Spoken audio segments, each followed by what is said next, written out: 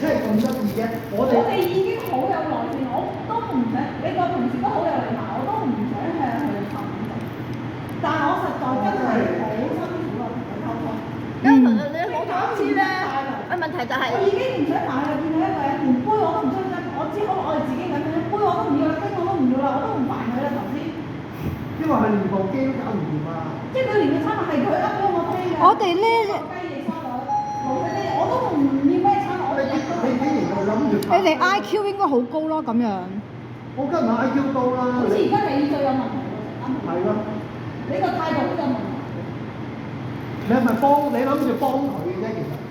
咁而家咧仲爭6蚊嘅，佢又撳錯機，同埋佢唔係好熟呢部機，咁你而家仲爭6蚊嘅。佢唔熟部機係咪我哋嘅大佬？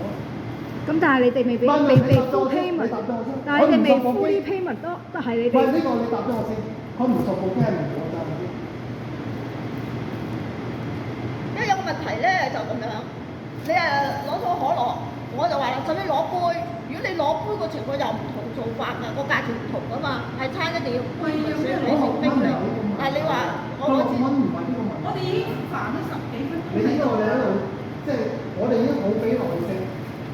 你可以去嗰個 WhatsApp 睇咧，如果咧我哋加6蚊嘅可樂咧，唔係呢啲嚟可樂㗎。你要冇槍牌喺度啦，唔係我責任，我要睇你個 WhatsApp 㗎。一係你就 QR code 自己自助落單。咁你影低佢啦。自助落單上。咁你影低佢啦。